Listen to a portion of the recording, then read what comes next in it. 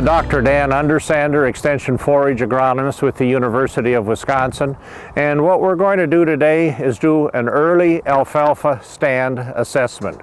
It's important that we come out and make decisions and look at these stands as early as possible so that we can make changes in cropping decisions if we have to do that. We're going to look, of course, for winter kill, and that is the time when, if it is severe enough, we would need to make some changes in cropping decisions.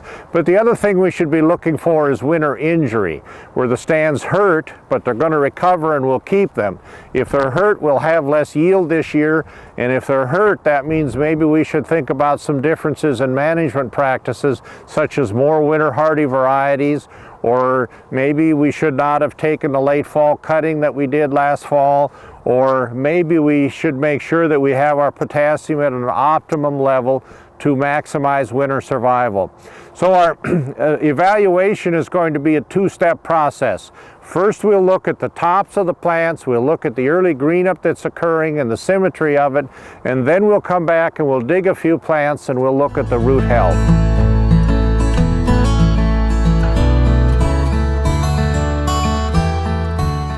Step in assessing the condition of the alfalfa plants is to look at the top and look down and look at the number of shoots that you see greening up and the symmetry of the growth that's occurring. A good healthy plant will have a large number of shoots coming out, and they will be coming out all the way around the plant from all sides of that crown and taproot. So this is an example of a good healthy plant, at least at first appearance from the surface. So this would be an example of a plant that is less healthy.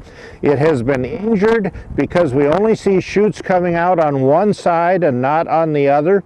It means then that this is going to be a lower yielding plant, either because it'll have fewer shoots to contribute, or because these are the shoots that survive the winter and it's going to have to develop other shoots later, which means they'll be behind.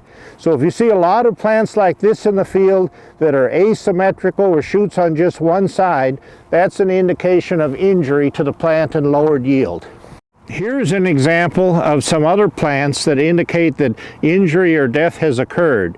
This is an injured plant with asymmetrical shoots again, but these two plants are dead, and furthermore you see these two plants have been pushed out of the ground a little bit.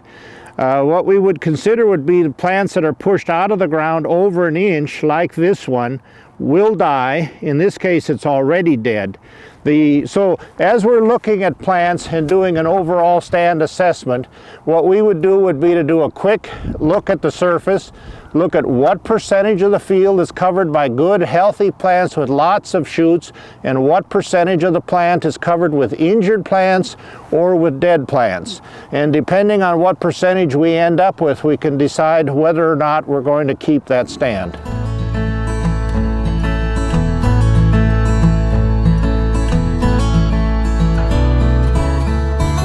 Step in assessment of winter survival is to dig a few crowns and look at the health of those crowns. Here is an example of a very healthy crown with lots of shoots coming out all the way around. You can see that it is good size. We'll split this open in a second, but this is a good healthy plant. Here are examples of two crowns that are less healthy. Obviously, this has been rotted off. We see shoots just coming out one side, but not a bad number. This is okay, but not good. On the other hand, here's an example of a plant that's on its last, in its death throes, I guess we'd say, because it is a plant that has very few shoots. It's going to contribute. It will live this year in all likelihood, but it is not a healthy plant, and if it does live this year, it will die next year. Now let's take a look at these plants and see what they look like inside. One of the key assessments always is to open up the plant and see what it looks like.